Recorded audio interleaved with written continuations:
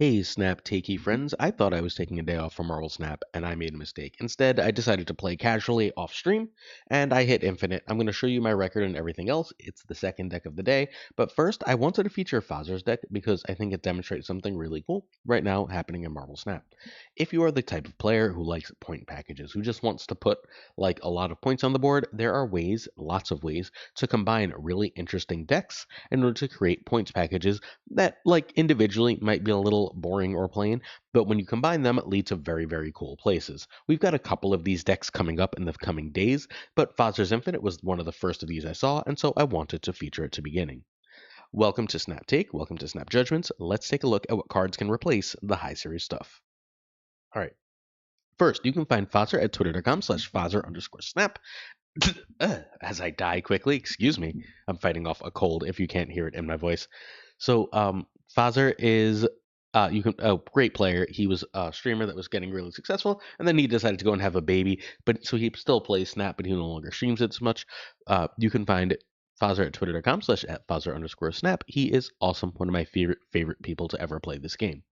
This tech needs the zombie package, except for Mr. Fantastic. Madam Web and Spider Punk are both needed.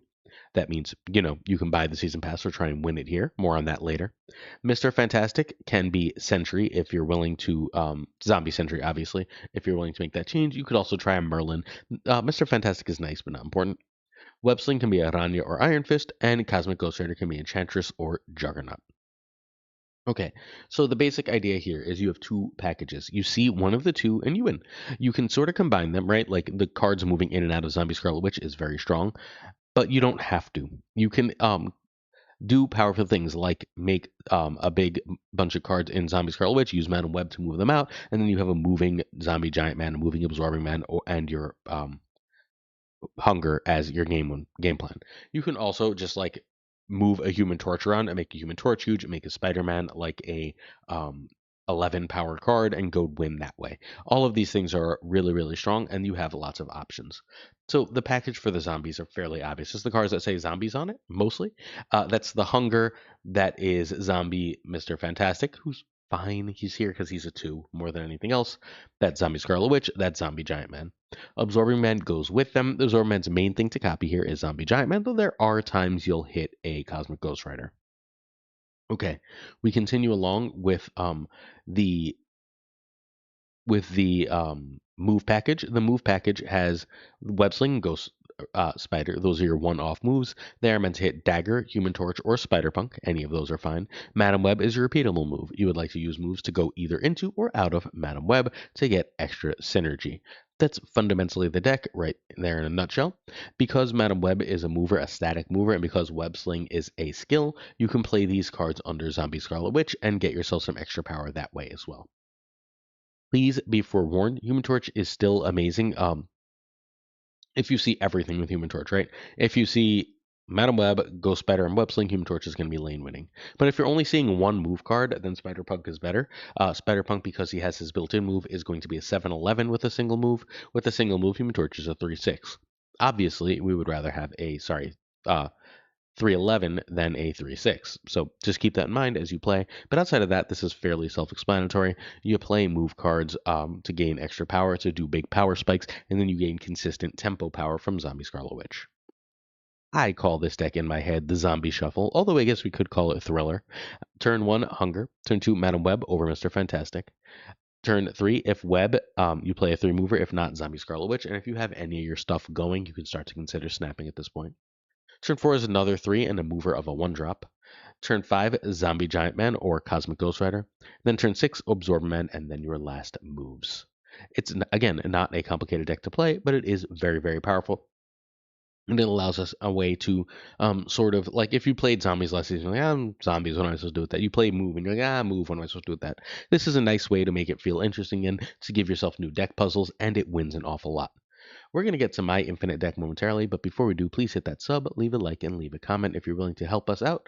I may be sick, but I haven't missed a day in what's coming up in 3 months on 3 straight years. So if you want the most consistent Marvel Snap content, we never, ever, ever miss a day, hit that sub, leave a like, and leave a comment. In addition, we are giving away a Spider Punk this week. Most people didn't claim last week's, so check community posts, by the way. But we are giving away a Spider Punk this week if you would like a free Spider Punk sub, like, comment. Just that simple. All right, Infinite November. Our November Infinite deck is, in fact, this one. I'm not going to tell you the stats, although you did see the win rate on the first slide. We're going to look at the stats and the Q rate when we do the card by card.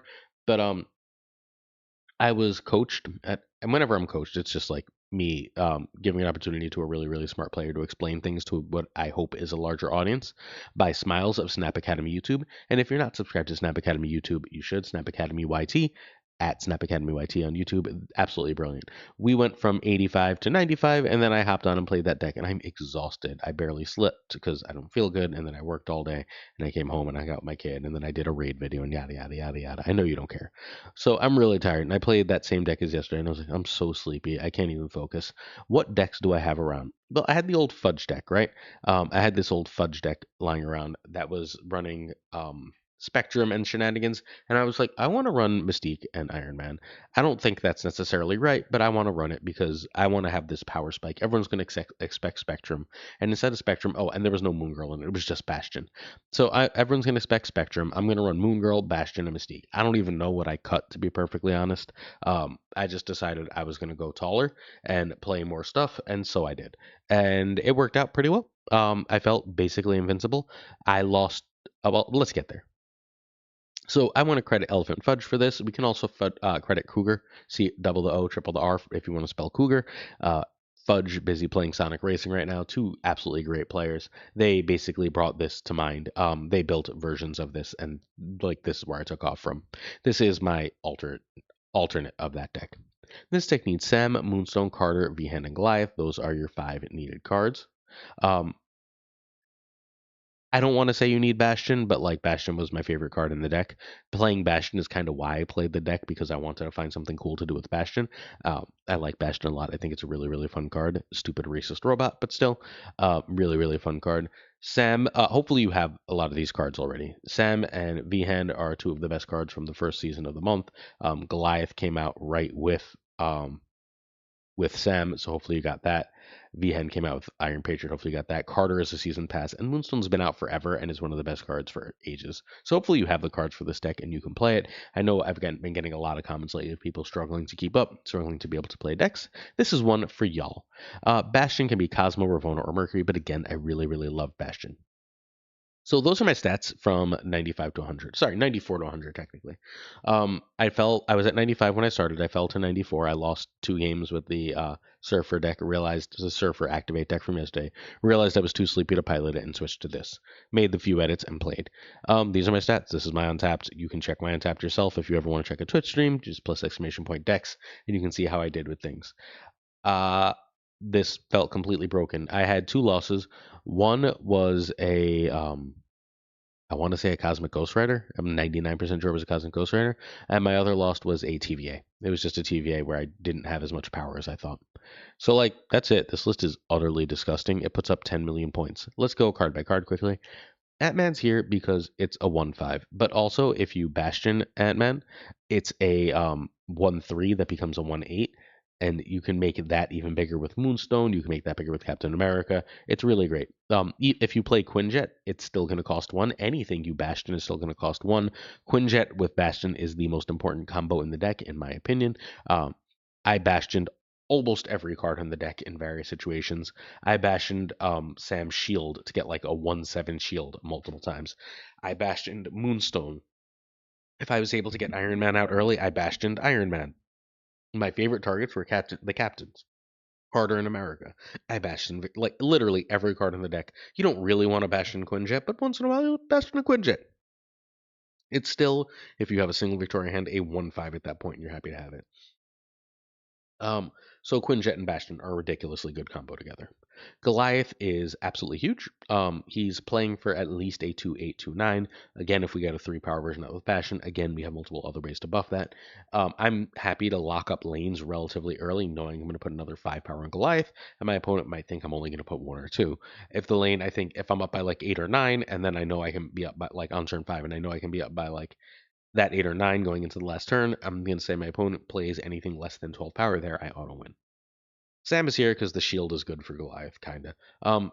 I don't love Sam in this list, but he's still really good and really necessary. We need to fill the lanes. We need to get stuff behind Carter. He does all the things the decks need to, even if he's no longer nearly the card he was. Victoria Hand buffs things you play with Moon Girl and Bastion. Pretty simple, right? If you don't play Bastion or Moon Girl, you don't really need to play Victoria Hand, although it's a reasonable amount of stuff that puts stuff in your hand. Vicky is great. Vicky is an amazing Bastion target. Vicky is a great Moon Girl target, especially with Quinjet in either case. Mystique as a 3-1 is just significantly better than she was as a 3-0 in this deck. I usually copied Iron Man, or I didn't play her a lot of the time, but I did occasionally copy a Goliath. I ended up getting her. She accidentally became a Sam Wilson in one game, thanks to Sakar or some location, and that ended up benefiting me in a huge way. Copying a Captain America is pretty freaking strong. I copied a Moonstone with her, and then I had a Carter in the front, and I was like doubling that Carter buff, and that was silly. There's just a lot of dumb stuff that Mystique ends up doing. Actually, I don't think that worked. I think I just had a lot of points there for other reasons. Whatever. Mystique is just good. She's not like Mystique is one of the two worst cards in the list, and she's still pretty great. The other worst card we'll get to momentarily. It's not Sam. Sam is the next of the worst cards, but Sam is absolutely required. I think you can do it without Mystique in this other card. Carter's a giant power spike. Lanes that have Carter in it feel like auto wins. You can tell if they're going to snap Cosmic Ghost Rider. You can run or play around it. Feel free. If they don't snap and you lose 2 cubes that way, great. Captain America is one of the best cards in the deck. He is now absolutely incredible. A lane with Captain America under Moonstone, a lane with Captain America and Iron Man, those are absolute wins. A second Captain America feels completely stupid. Bastion is utterly fantastic. Getting one cost versions of ongoing cards is stupid because their powers and their ability, so getting them one cost means you're just cheating. Getting a 1/8 Ant Man is like the worst thing you can do, and that's still stupid. I guess getting a 1/2 Sam is the worst thing you can do. But outside of that, like you're pretty happy. You're also like you're just happy for a shield, right? Our earlier versions of this, I believe Cougar's version no, Safety Blade's version of this ran Mobius for a while. Ran Mobius because if you Bastion, then your Sam Shield will be 0 still. It doesn't feel worth it in a very Mobius-like meta for me to do that, so Bastion was great. Moon Girl was mostly useless. There were games I'd play her, right? I'd play her when she was obvious. Well, like I played a Quinjet early, and the beginning of my hand, I've got like a Vicky hand and a Mystique or something. I often played Moon Girl if I was going to play Iron Man and just wanted to, and I had Quinjet out, and I just wanted to go off on the last turn. I did end up playing a Moon Girl into an Iron Man to a Mystique into like a Goliath Ant Man type thing, and that ended up pretty great. Like there's a lot of powerful stuff you can do with Moon Girl. She's just like not played a lot. She's gonna sit in your hand a reasonable amount of the time. Although it is nice to have an extra 4 drop for like occasional lanes that don't let you play 4 or less. Moonstone is an all-star. Moonstone and Bastion are like absolute rock stars in this list. I'm not convinced Moonstone isn't the best card in the list. It turns every card into a beast. Moonstone on Quinjet with Moon Girl is stupid, just genuinely completely stupid. Moonstone on Cap is great. Moonstone with Mystique, capping basically anything under her is great. Moonstone on Victoria Hand is insane, and you can fairly often end up with 2 Moonstones, which is just stupid sauce. The only cards you don't want to get under Moonstone, I guess, are Bastion, Moon Girl, Iron Man, and Sam, and you're pretty freaking happy for everything else. Iron Man's a giant power spike. I feel like this meta needs a giant power spike. I won a lot of games because people are like, I'm gonna go over the top you, and I was like, Iron Man. Like Iron Man and then just a cheap card and I win, right? Like I played Iron Man a lot on turn 5 because I have enough stuff in front of it, so I'm not super scared of Cosmic Ghost Rider. And then if they're gonna Cosmic Ghost Rider my like 6 power Sam away, so be it, because now that's 12 power with Iron Man and they just played a 6 power card and I'm ahead. That kind of thing ends up working out reasonably well for this list. You don't have to, but you can end up playing a lot of your power cards in the back row. Big tip, by the way, is where possible, play Moonstone in the front, and then you can figure out if you're going to card or whatever else you're going to do behind her. It's a really, really big threat to opponents and gives you a snap condition. So my stats again, I went 19-2. I told you my 2 losses. I had one win that was I shouldn't have had. I beat a move deck because I could tell they were going to either Hellion or Cloak, and I uh, Daily bugled their Juggernaut, and I also had Quinjet to and then it was the thing that makes 4s and 3s cost 1 less. So I had a 2 cost Juggernaut, and I just Juggernauted away the cloak, and then they could move the torch, and then the rest of the game was over. So that was my one big lucky win. Outside of that, I think this deck just freaking dominated. Uh, yeah, 19 into 21 games and 51 cubes is a lot. This crushed, I urge you to play it. That's not a turn by turn for this list. Let's do a turn by turn. All right, so turn one, you want Quinjet over Ant-Man almost always. I will play Quinjet in a safe location, Ant-Man in an unsafe location usually. Turn two is usually Sam over Goliath, particularly because I want to get that shield going. If I have Bastion already, it'll be Vicky Hand. I will hold. I'll play Sam over Goliath as well if I have Moon Girl because two Goliaths is insane. Turn three is usually Carter or America. If possible, I'm going to play either of those. I'm fine to go with the 2+1 if I need to get Quinjet out for either Bastion or Moon Girl. Turn four, it could be any of the fours. Am I able to copy two good things with Bastion? Then it's Bastion. Am I able to drop Moonstone alone in the front? I'll do that reasonably often.